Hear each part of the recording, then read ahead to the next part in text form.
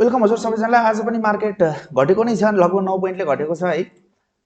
मार्केटमा चाहिँ सुरुमा चाहिँ अलिकति बढ्ने जस्तो मोमेन्टम देखाउन खोजिरहेको थियो मार्केटले। ओपन भएपछि केही पोइन्ट बढ्यो, राम्रै इन्गेजमेन्ट देखिएको थियो, राम्रै तरिकाले बढिरहेको थियो मार्केट। तर के भयो, पछि अन्ततः तपाईँको लोअर हाई र लोअर लो स्ट्रक्चर बनाएर नै मार्केटले चाहिँ क्लोजिङ दियो है त। मार्केट लगभग कतिखेर लगभग 1 घन्टा हाराहारी 40 मिनट 45 मिनट बढ्यो। त्यसपछि चाहिँ 11:40 11:45 देखि चाहिँ मार्केटमा चाहिँ घट्ने क्रम सुरु भयो है। त्यसपछि घटे नै भयो।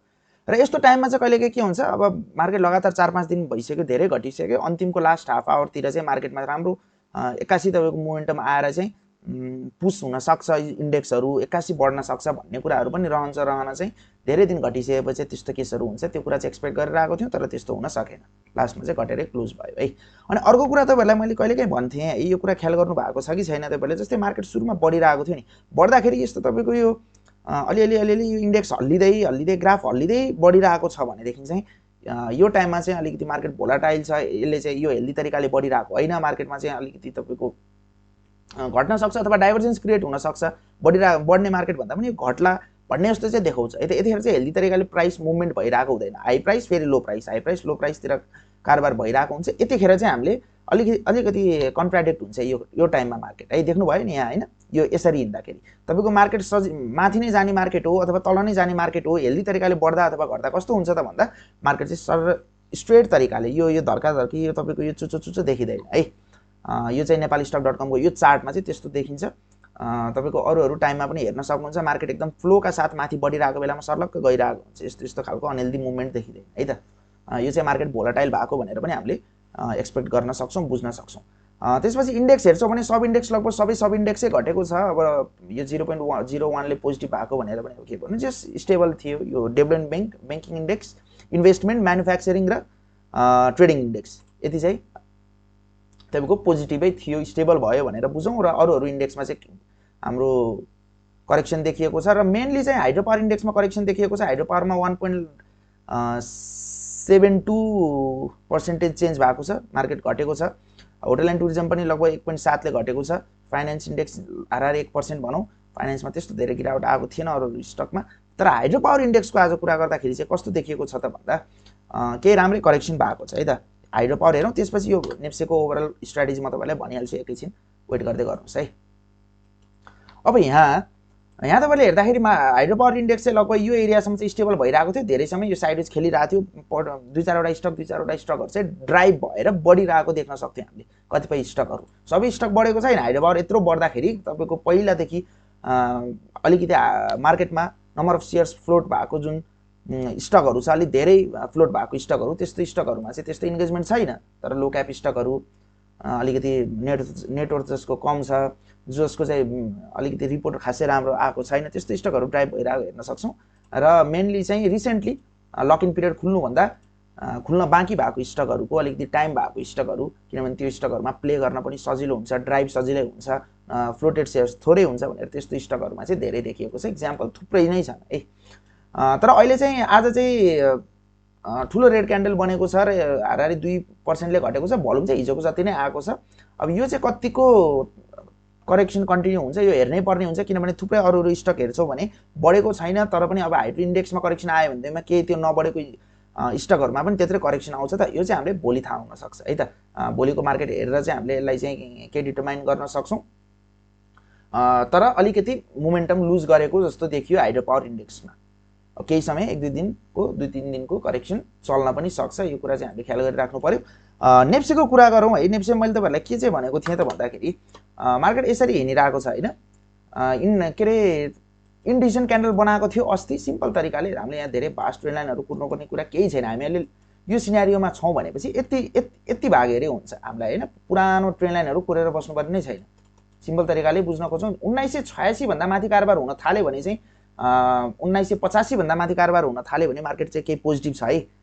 अथवा हिजोको डिमान्ड जतिसम्म जुन एरियासम्म आएको थियो, एक्टिभ बायर्सहरू जुन ठाउँसम्म थियो, त्योभन्दा आज अझै माथितिर एक्टिभ बायर्सहरू देखिन्छन् भन्ने कुरा हामीले गराएको थियौँ। र सुरुमै 40 मिनट चाहिँ मार्केट बढ्यो। त्यतिखेर अलिकति कन्ट्राडिक्ट तरिकाले चलिरहेको थियो भने मैले तपाईँहरूलाई मार्केट भोलाटाइल हुनसक्छ, सुरुकै 1 घन्टा हत्ता हामी ट्रेड पनि लिँदैनौँ। तर मार्केट माथि सस्टेन हुन सकेन, अन्ततः तपाईँको तलै नै झऱ्यो। र यो सुटिङ स्टार टाइपको क्यान्डल पनि बनेको छ। रिजेक्सन क्यान्डल हो यो, एउटा ठुलो नेगेटिभ क्यान्डल पनि हो। र यो एरिया भन्दा तल 1960 भन्दा तल कारोबार हुन थाल्यो भने चाहिँ फेरि के करेक्सन कन्टिन्यू हो कि भन्ने कुरा पनि गरेको थियौँ। त्यो भन्दा तल क्लोज चाहिँ भएको छैन। 2060 मै क्लोजिङ दिएको छ हैन। 2060 मै अहिले मैले 1985 भने कि 2085 भन्न खोजेको है त। 2060 मै क्लोजिङ दिएको छ र यसले चाहिँ अलिकति मार्केटलाई के तलतिर ड्र्याग गर्न चाहिँ सक्छ है, तलतिर ल्याउन सक्छ। त्यो भन्दैमा हामी डराउनु पर्ने कुरा केही पनि छैन। अझ प्यानिकिङ सिचुएसन देखियो कि प्यानिक सेलहरू आयो भने चाहिँ त्यो टाइममा नै हो एकुमुलेट गरेर राख्ने। किनभने यो करेक्सन भइरहेको टाइममा यो त तपाईलाई थाहा छैन बजार फेरि 2300 2400 नै पुग्ने हो कि 2200 अब क्रस गर्ने पो हो कि अथवा 1800 नै झर्ने हो। तपाईहरु त अझै कन्फ्युजन हुनुहुन्छ नि त, किनभने त यो मार्केट बढेको यो र्यालीको त फर्स्ट तपाईको करेक्सन चलिरहेको हो है। यतिखेर त के डिटरमाइन गर्न सकिदैन।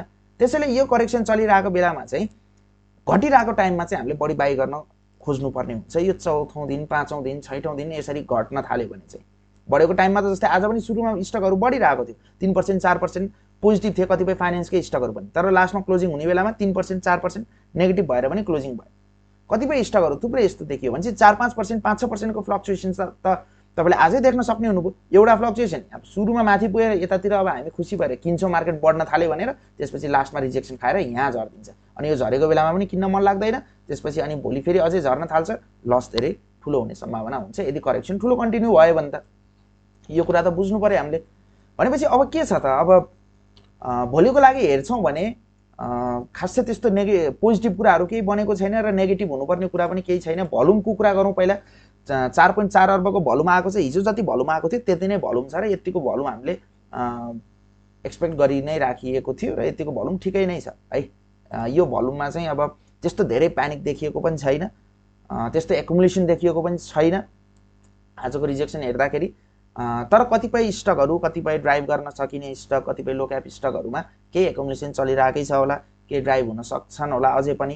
भनेपछि त्यसरी एकुमुलेसन पिरियड चाहिँ हो यो है। यो करेक्सनलाई तपाईहरुले एकुमुलेसन पिरियड बुझ्न सक्नुहुन्छ र तपाईहरुले पनि एकुमुलेट गर्ने बेला यही हो। हामीले फिबोनाकी तान्दाखेरि पनि मैले तपाईहरुलाई के देखाएको थिएँ त अस्ति भन्दा, जस्तै मैले फिबोनाकी लिए, जस्तै यो एरिया हेर्दाखेरि लगभग तपाईको 2030 देखि 2040 को एरिया, यो रेन्जमा चाहिँ यो रेन्जबाट मार्केट फर्किने चान्स बढी हुन सक्छ। किनभने अब यो 0.38 को लेभल पनि हो र यो लेभल भन्दा तल हामीले एक्सपेक्ट गर्दैनौं, किनभने यो क्यान्डलमा त्यस्तो केही पनि छैन।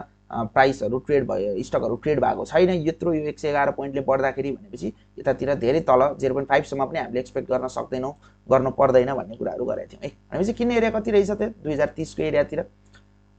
भोलि पनि मार्केट केही प्यानिक देखेर घट्न थाल्यो भने एकुमुलेट गर्ने, त्यसपछि अलिकति झरेपछि किन्न सकिने एरिया 0.5 को एरिया हो। लगभग यो एरियातिर पर्छ होला 1990 95 को एरियातिर। यो हाम्रो लगभग लास्ट बाई हुन सक्छ यदि करेक्सन कन्टिन्यू नै भयो भने। घटिरहेको टाइममा बाई गर्ने एरिया हाम्रो यो अन्तिम हुन सक्छ र यसपछि मार्केटले एउटा र्याली लिन सक्छ अथवा यही यता 20 तिर पुगेर घट्न सक्छ। र यो प्राइसमा हामीले यो र यो प्राइसमा किन्यो भने एभरेज प्राइस यतातिर पर्न जान्छ, लगभग 2000 तिर पर्न जान्छ र यो 2010 तिर पर्न जान्छ। यो परेपछि के हुन्छ त, यदि अलिकति नै बाउन्स आएर फर्की घट्ने नै जस्तो मार्केट देखियो भने पनि हामीलाई चाहिँ घाटामा एक्जिट गर्नुपर्ने चाहिँ हुँदैन हो। अब हिजो अस्तितिर अलि हाई प्राइसमा किनेछौ भने के घाटा पनि हुन सक्छ, तर त्यो रिकभरी हाम्रो एकै दिनमा हुन्छ है।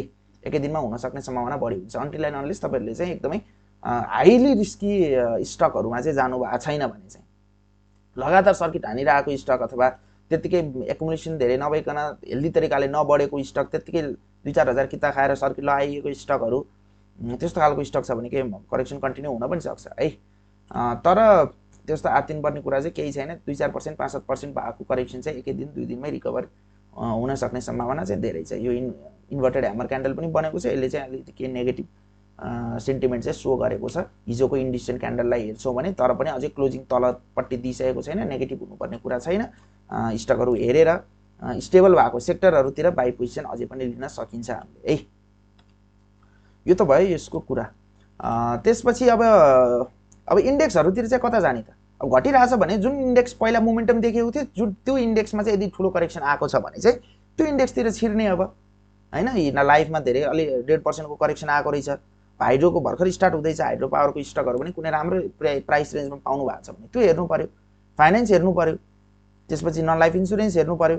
अब डेभलपमेन्ट बैंक त बढिरहेछ, अब करेक्सन लगभग स्टेबल भइसकेको छ डेभलपमेन्ट बैंक भनेदेखि डेभलपमेन्ट बैंकलाई पनि हेर्नु पर्यो। स्टेबल भइसकेको छ, अब चाहिँ घट्ने ठाउँ छैन भन्ने जस्तो पोइन्ट छ भनेदेखि किन्नु पर्यो। जस्तै अब यसलाई पनि मैले जस्तै यहाँ फिबोनाकीको थ्रुबाट यसो हेरेँ भनेदेखि ल ठ्याक्कै 0.3 को एरियातिर आएर बसिसकेको छ। नेप्से यो एरियामा आउन बाँकी नै छ, डेभलपमेन्ट ब्याङ्क आइसक्यो र यहाँ स्टेबल छ भने अनि यतैबाट फर्किने जस्तो केस देखियो भने यतातिर किन्न सकियो है। फेरि बढिसकेपछि अलि 2-4% 3-4% बढिसकेपछि मार्केटले कुनै पनि कन्फर्मेसन दिएको छैन कि आज बढ्छ नै भन्ने कन्फर्मेसन दिएको छैन भने चाहिँ त्यस्तो रिस्क लिनु हुँदैन। जस्तै कि आज फाइनान्स सेक्टरमा भएको थियो, तपाईँले ख्याल गर्नुभएको थियो। फाइनान्स सेक्टर हेर्नुहुन्छ भने सुरुमा बढेर यहाँसम्म पुगेको थियो, हिजो अस्तिको हाइएस्ट प्राइससम्म, भनेपछि यति बढेको रहेछ। लास्टमा क्लोजिङ कहाँ दियो त? तल। यत्रो ग्याप छ नि, यति माथि ट्रेड भइरहेको थियो, लास्टमा तलै क्लोजिङ दियो। यो कुरा त ख्याल गर्नु पर्यो नि त हामीले हैन। सुरुमै मार्केट भोलाटाइल भइरहेको बेलामा यसरी बाई गर्न जानु भएन भन्ने कुरा बुझौँ। र यो चाहिँ 0.5 को लेभलसम्म पनि आउने बेला भइसकेको छ। मोमेन्टम खासै धेरै छैन फाइनान्स स्टकमा। यस्तो स्टकहरू चाहिँ अहिले चाहिँ ब्याकअपको लागि राख्न चाहिँ ठिक हुन्छ, रादर देन तपाईँको एकदम ट्रेडेबल स्टक्सहरू खोज्दै हुनुहुन्छ भने अलिकति नहुन सक्छ, तर ब्याकअपको लागि होइन, फाइनान्स पनि बढ्नुपर्छ, फाइनान्सको बेला पनि आउँदैछ, आइडियाहरू धेरै बढिसक्यो, यतातिर सिफ्ट हुनुपर्छ भन्ने तपाईँको सोच्छ भने अलिकति यतातिर एकुमुलेट गरेर राख्ने बेला यही हो। भोलि पनि घट्यो भने बाई गर्न सकिन्छ, कुनै डराउनु पर्ने कुरा नै छैन। मार्केट घट्ने मार्केट भए पनि डराउनु पर्ने छैन, किनभने रिकभर त तपाईँहरूलाई दिन्छ। त्यस्तो मार्केट लगातार 10 दिन रेड क्यान्डल हुनुपर्ने मार्केट त छैन, 5 दिन रेड क्यान्डल हुनुपर्ने मार्केट पनि थिएन, तर पनि भएको छ होइन, के गरौँ अब। तर यो रेड जति रेड क्यान्डल फर्मेसन भएको छ नि, यसले चाहिँ मार्केटलाई अझै हेल्दी चाहिँ बनाउँछ है। हेल्दी बनाउँछ के हिसाबले भन्दा, यदि मार्केटलाई माथि जानुपर्ने छ भने यो करेक्सन चाहिँ एकदम हेल्दी हो र यसले चाहिँ पछि माथि हुन सक्ने रिस्कलाई चाहिँ मिनिमाइज यहाँ गर्छ। जति रेड क्यान्डल हुन्छ त्यति राम्रो लोअर प्राइसमा चाहिँ हामीले एकुमुलेट गर्न सक्छौँ। त्यति धेरैजना मान्छेले एकुमुलेट गर्न सके। 2 दिन मात्र करेक्सन भएर बढेको थियो भने त यो बाँकी 3 दिन भएको करेक्सनमा जसले मान्छेले बाई गरे उनीहरूले गर्न पाउँदैनथे, धेरै बढिसकेपछि बाई गर्न खोज्दैनथे, अनि एक्कासी डम्प हुन सक्ने सम्भावना पनि हुन्थ्यो। भनेपछि एक हिसाबले पोजिटिभ कुरा हो।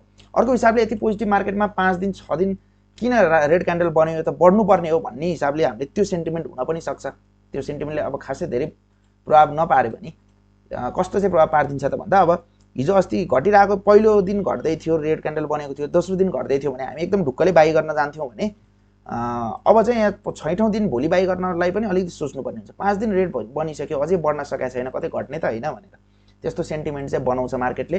भनेपछि हामीले पोइन्टहरू हेर्नु पर्यो, कुन एरियासम्म मार्केट आउन सक्छ र कति एरियासम्म चाहिँ हामी ढुक्क निर्धक्क तरिकाले बस्न सकिन्छ भन्ने कुरा हेर्नु पर्यो होइन। भनेपछि देखियो लगभग यो 2040 को एरियातिर हेर्न सक्छौँ, 2040-2030 को एरिया, त्यसपछि मार्केट घट्यो भने 1990 को एरिया। यो दुईटा हाम्रो एकुमुलेसन जोन हुन्छ। जति घट्छ घटेको टाइममा एकुमुलेट गर्न खोजौँ, अथवा बढ्ने कन्फर्मेसन पाइसक्यौँ भने चाहिँ बल्ल एकुमुलेट ट्रेडको लागि एक्स्ट्रा सोचौँ है। एकुमुलेट गर्ने समय चाहिँ यही हो, जति रेड क्यान्डल हुन्छ हेर्दैछौँ र एकदम हाइली रिस्की स्टकहरू भन्दा पनि केही स्टेबल भएको स्टकहरू, केही मोमेन्टम हुन सक्ने स्टकहरू, कुनै रिपोर्ट राम्रो भएको स्टकहरू, त्यसरी चाहिँ हेर्नुभयो भने ठिक हुन्छ। र भोलिको लागि पनि अब आज एक दिन मात्र यसो झुकाइएर मार्केट भोलितिर बाउन्स गर्ने पो हो कि? अब यो त प्लेएबल टाइम छ, खेलिरहेछन् प्लेयरहरूले, ओपरेट गरिरहेकै छन् होइन। डम्प गरे जस्तो गरेर किता लुट्ने सोच पनि हुनसक्छ। यो कुराहरू बुझ्नु पर्यो। त्यसले हामीले आफ्नो चाहिँ ड्युटी चाहिँ बिर्सिनु भएन। बढिरहेको टाइममा चाहिँ अलिकति रिस्क बढी हुने रहेछ भन्ने कुरा पनि तपाईँहरूले देख्नुभयो।